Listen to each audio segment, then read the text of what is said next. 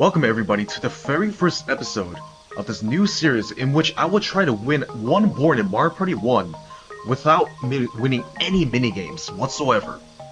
Okay, so truth be told, I was actually going to do all this live and provide live commentary, but I spent the last 2 hours trying to get all my audio working, and for some reason, I just couldn't get my audio up to par, and it sounds really trash. Like, I know my audio isn't the best, but unfortunately, this is the best I can do at the moment. As for the character, of course, we are choosing Mr. Wario. You know, in a challenge where I can't win any minigames, this is probably agonizing for Wario. But anyways, this is going to be a standard 20-turn game, and we will be starting with the first board, Mario's Rainbow Castle, the mystical castle in which rainbows and dreams come true. Yeah, so it's kind of difficult to try to keep up with the footage and talk at the same time because I find it a little hard to multitask sometimes.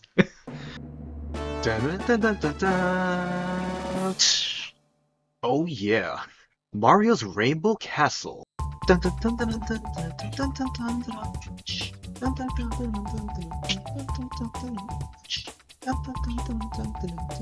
Yeah, so that's why that one time where I was doing live streaming for the first time last year, I struggled so hard to to think of stuff on the spot like that, because I get very camera shy. Even though I'm not really showing my face on camera, but I'm talking as well. So keeping this challenge in mind, Mario Party 1 is infamous for a myriad of things, such as losing coins when you lose a minigame, which is already detrimental to my run, or at least make it super difficult to have a negated coins. So my game plan is to try to land on many happening spaces I can, because the minigame star and coin star are pretty much out of the question at this point. Because, you know, it's obviously really difficult to get coins without winning minigames, so my main source of income is by landing on blue spaces and using Boo. Yeah, so even though this footage is already pre-recorded, my memory is actually really bad. So it's as if I'm watching this for the first time, because I played this like a couple days ago. So I pretty much forgot what I did here.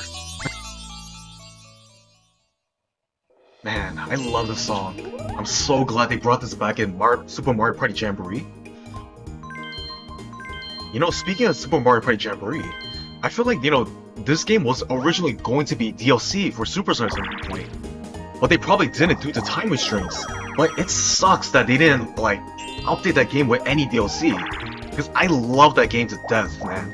I played that game so much every single day. I must have poured like 500 hours on it. That was my dream game. It was basically like a love letter to every Mario Party veteran like myself around the world. And seeing those N64 boards all remastered in crisp HD, that was amazing. And I think back in 2022, when they first showed the Nintendo Direct in February, when they first showed Superstars for the first time, like a teaser trailer, my jaw dropped to the ground. I was in absolute shock when I first saw that for the first time. Like seriously, I would have never expected Nintendo to ever go through something like this, considering, you know, with the treatment with Mario Party and whatnot. Okay, so since the first minigame is a 1v3 minigame, it's my job to sabotage my team as much as possible, since, you know, the goal is not to win any minigames. And yeah, the slowdown right here is absolutely atrocious. I don't know what happened here, but the fact that Luigi was the only one who got knocked out is very Luigi. Oh yeah, I forgot to mention, I'm actually playing on an emulator and not on an actual N64 console, because I feel like, you know, this is the easiest way for me to record gameplay. And it seems that we're off to a rocky start as Yoshi is in the lead with 16 coins, and Luigi is the only one who got screwed over. Speaking of getting screwed over, is anyone here a fan of TRG or the Runaway guys on YouTube? Those guys, in my opinion, are absolute legends. I watch their content every single day when I'm working on videos, doing chores, whatever, or playing games. And just hearing them, like, you know, argue, talk about the most randomest stuff, it really makes me want to be there. You know, my ultimate goal in life is to play one game of Mario Party with them. When that day comes, which I highly doubt, when that day comes, that will be the day where I die happy. I know that sounds kind of weird in retrospect, but that is my goal. or dream. Now this sounds a little pathetic, considering that I'm turning 26 next month, and other people's goals include like, you know, marrying, um, growing the wealth, graduating, pursuing careers, and whatnot. I mean, which are all very understandable goals. But my goal at the moment is trying to get one game of Mario Party with the Runaway Guys. You know, speaking of relationships, there was this girl I really liked. Like, we both like each other. The feeling was mutual. We both met online. We hit it off just like that. We got along, we had the same interests. We talked for hours on end. We even planned to meet up at one point. And for some whatever reason, it's like she just lost interest.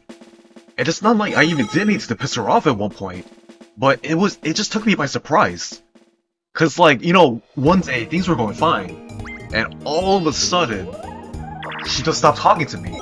I didn't do anything, she blocked me on all social media, she blocked my number, and she was my very first girlfriend too. And I was like smitten. She was like the perfect girl. We had so much things in common, and I know that, like, I learned that, you know, you're not supposed to really go after her after she does this to you, but I still think about it a lot. I still think about all the times we talked and stuff. I probably stayed up till like 3 AM or 4 on a workday, just talking, and... But, you know, unfortunately, we have to move on, you know? You know, for those watching this video who just got dumped recently, just remember that even though that it may seem, you know, overwhelming at the moment, always remember that, you know, there's always gonna be another girl for you, or boy, whatever. Don't think of this as like the end of the world, because at one point I did, that's exactly what I thought. But, you know, you have to learn to take care of yourself. Whether it's by exercising, whether it's by, you know, going to the gym, or having some kind of hobby, you always have to keep your mind occupied. Or maybe not occupy your mind with dirty thoughts like me. I was just trying to have a little fun right here, because, you know, I can't win this anyway, so... Oh, I missed. Wario forgot his glasses at home. Wario swears he drew a Goomba. Hey Wario, why are you so terrible at this? Actually, you know, this minigame reminds me of those chewable vitamin C's, where they're shaped like characters from like cartoons and stuff. I'm surprised they haven't made any Mario-related ones. Man, I would have loved to have one of those as a kid.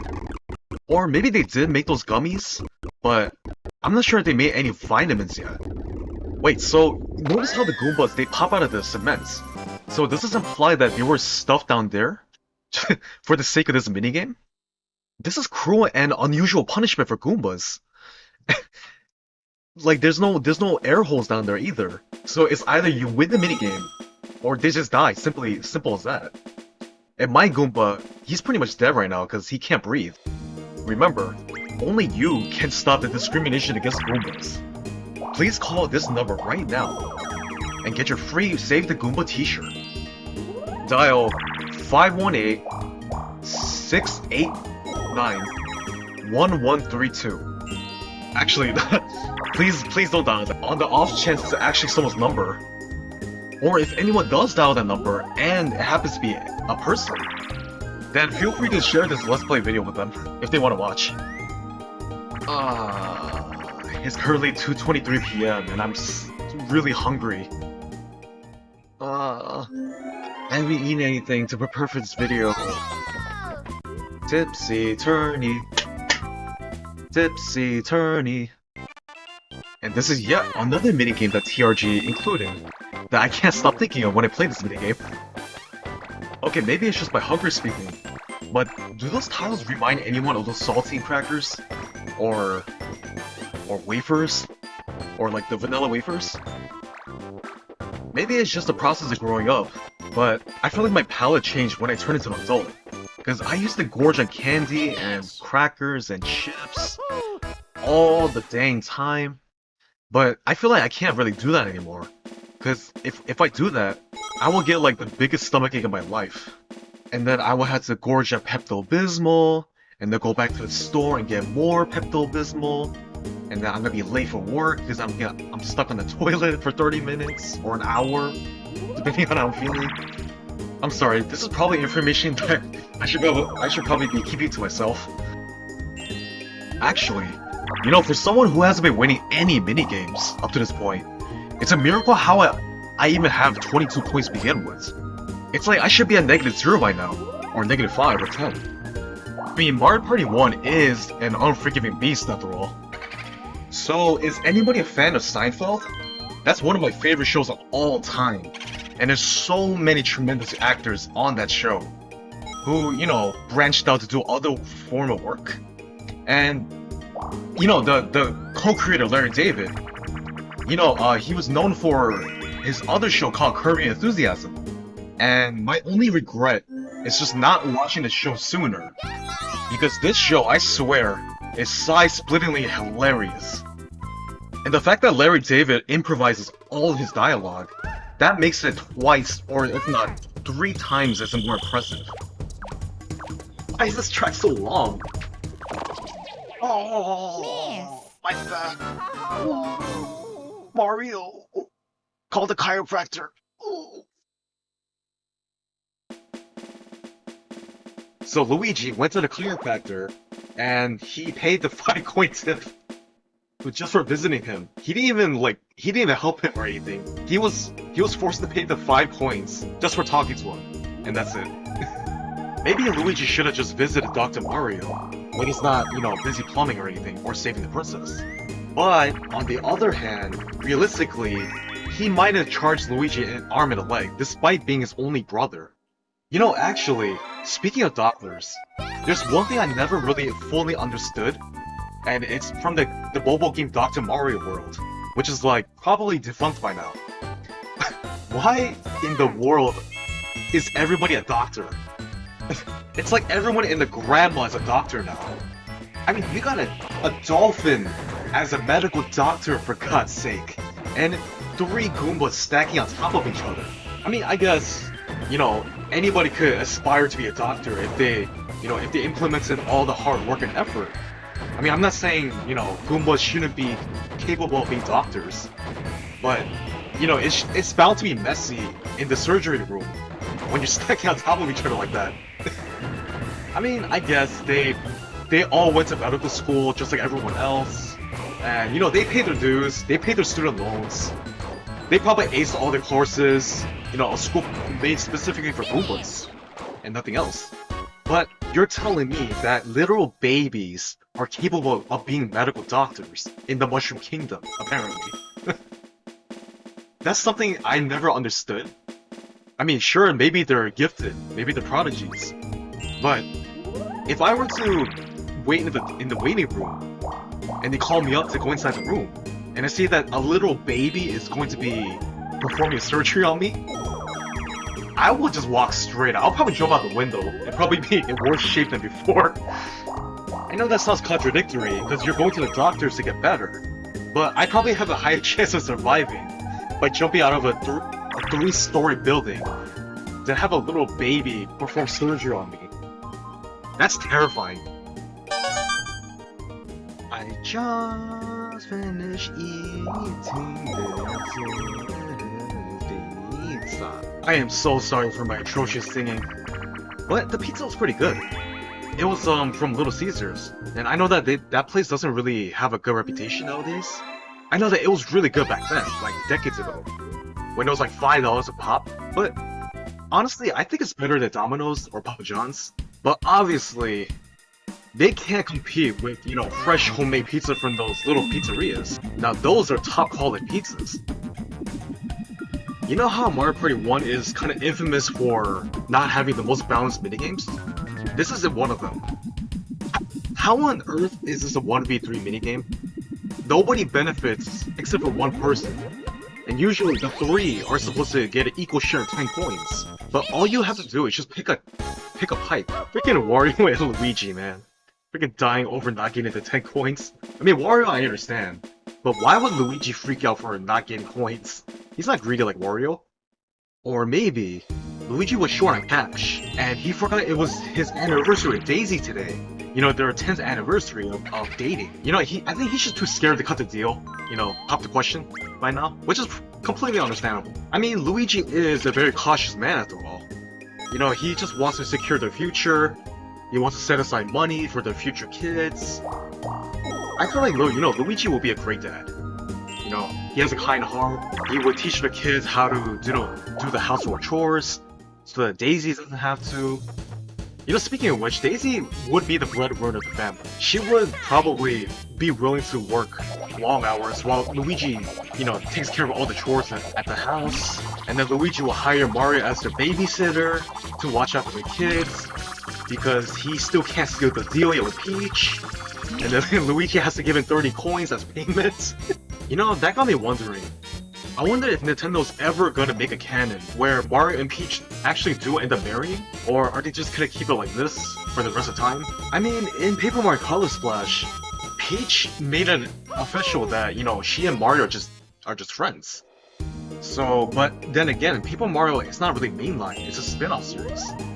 So maybe that version of Peach has no connection to the mainline series Peach. So maybe there's just different versions. So maybe the mainline version of Peach does have a thing for Mario. She just hasn't said it yet.